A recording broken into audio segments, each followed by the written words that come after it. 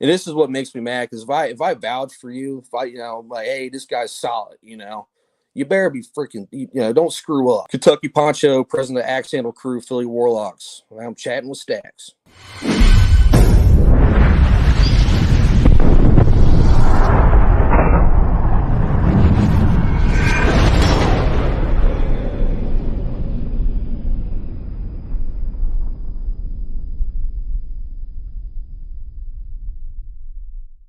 Welcome to this episode of Chatting with Staxx. I'm your host, Bill Staxx, and today I got Kentucky Pancho. Do you directly go and start prospecting, and what was that process like? With the other club or with the club? No, with this one.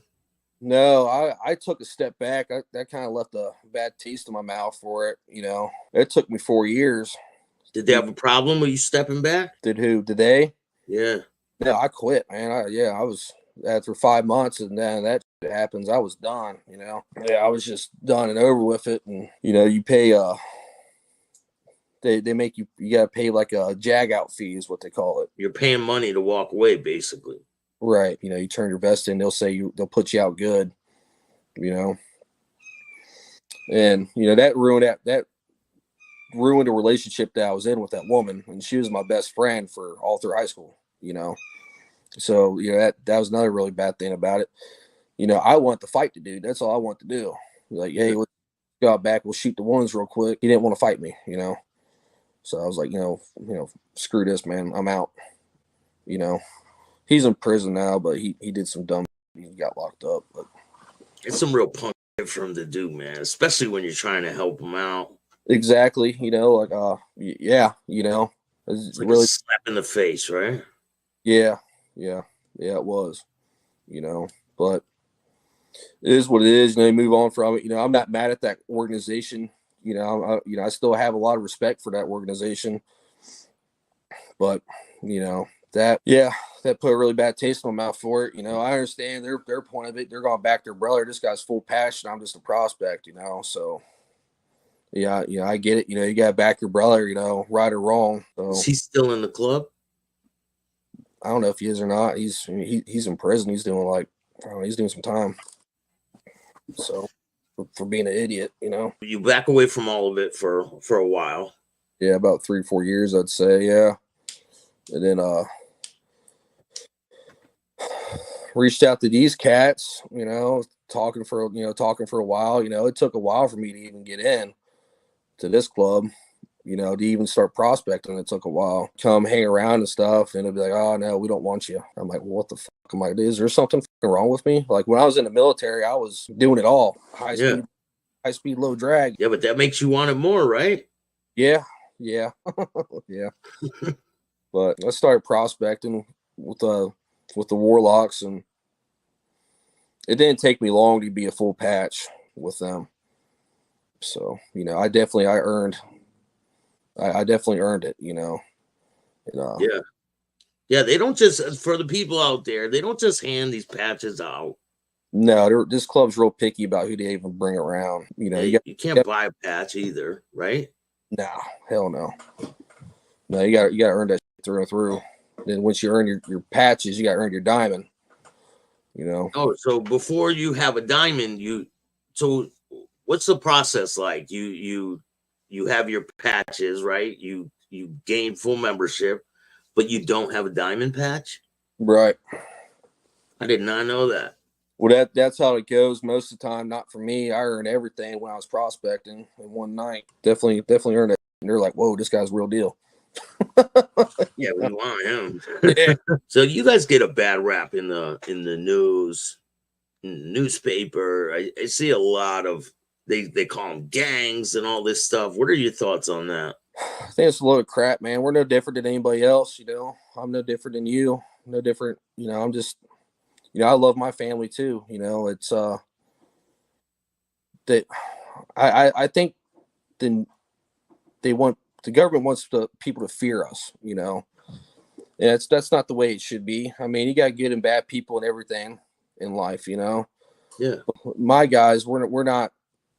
We're just a bunch of hillbillies, man. That ride bikes and drink beer and like to have fun. Like we're all about family life too. Like, we love our kids and everything. like the bad rap comes about. Like if someone came up to you and was wanting to fight you, are you just going to sit there and tuck your tail and run, or are you going to stand toe to toe with this guy and be like, of course. Yeah, I mean, it's just like it's everyday life for me, man. Like I've been fighting my whole life, so it's nothing bad for me. But I've never been to prison or anything. I've been to jail. I've never been to prison. But See, I think a lot of people probably think, oh, they all went to prison. They're all ex-felons. And no, man, we don't. Like you see all this bad about drugs and everything. I don't allow drugs in my chapter. I don't allow it at all. If you do that, man, you're getting bumped on the head and sent down the road. Because like, how can I trust you? I can't trust you, a drug addict. be like the guy you had on your couch. No shit. Right. Same type of shit. Right. I mean, like, if you're on that, you'd rob your grandma. 100%. So have you had that happen where people you found out they were on drugs and you had to get rid of them? Yeah, I brought this one guy around that I thought, in this club, I brought him around and he was supposed to be, and this is what makes me mad. Cause if I vouch for you, if I, I'm like, hey, this guy's solid, you better be freaking, don't screw up, cause of my on it too. I'm going to look like the idiot that brought you around in the first place. But no, this guy, man, he didn't last a week, He's sneaking and geeking, man. He'd come around, like we wouldn't see him and stuff, be like, hey, you need to be here at this specific time, because we're rolling, like we're going somewhere. We're going on a ride, Yeah. He wouldn't show up, like I bought this dude a phone.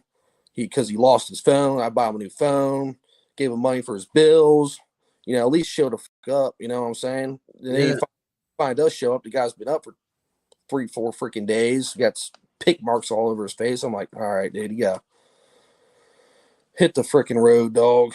So, like we were saying, you get a bad rap in the news and stuff. Do law enforcement bother you guys a lot? No, not really. No, we haven't really been bothered much by them out here.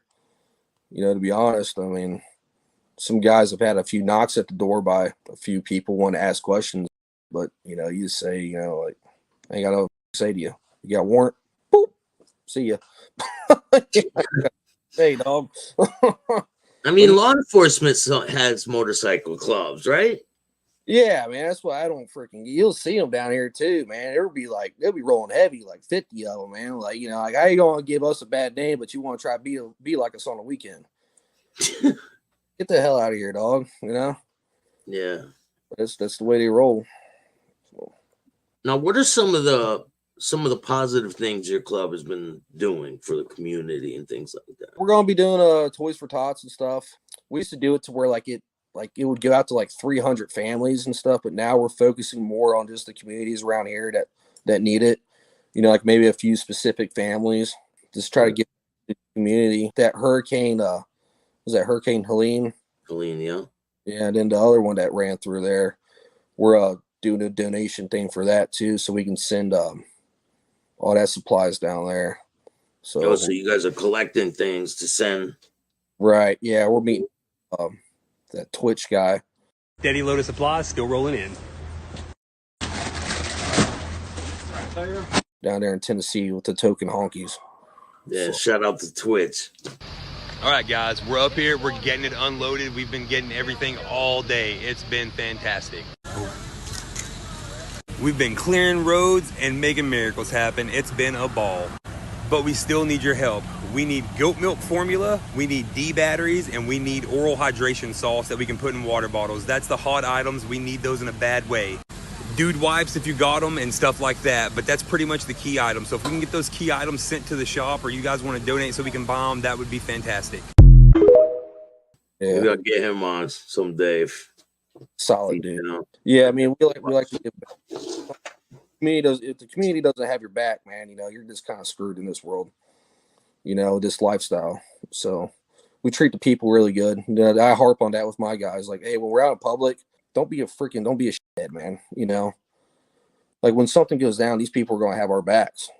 So be nice to them. We're just like them. We just wear a vest. But we're just like them. They're no different than we are. Everyone puts their pants on the same way, one leg at a time, you know. So what was it like when you finally got your patch? I didn't know I was going to be getting it. I know that. Anyway, they're screwing around with me and everything, man. They set me up. They're like, hey, I need you, you know, hey, prospect, I need you to run to the store real quick. I'm like, all right, I'll be back, you know. I'm like, I hop on my bike. They're like, what are you doing? I'm like, I'm about to get to the store. They're like, no, you're walking. I'm like, damn, dog, really? I'm like, all right, you know. I prospected through the wintertime too, so I was there every day during the wintertime. And it's 10 degrees outside. Guess what? You know, I'm on my Harley going 90 miles an hour down the highway, you know, getting there, you know, if they need me for something. You know, I was there every day. And, you know, but yeah, I walked to the store freezing cold, you know, freezing my begonias off, you know. I get back and they got a vest sitting there. And then, you know, they turn it around and show it to me, you know, fold it up, throw it at me. I catch it and I'm looking at it and I'm like, this is everything I've ever wanted, you know.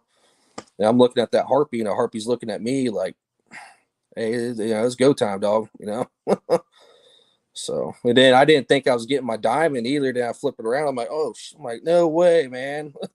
Like, yes. Yeah, it was a happy moment, man. And after that, we got on our bikes and ripped around all town, had all the bars up, you know, I had a good time. What's it like to ride in formation with your brothers?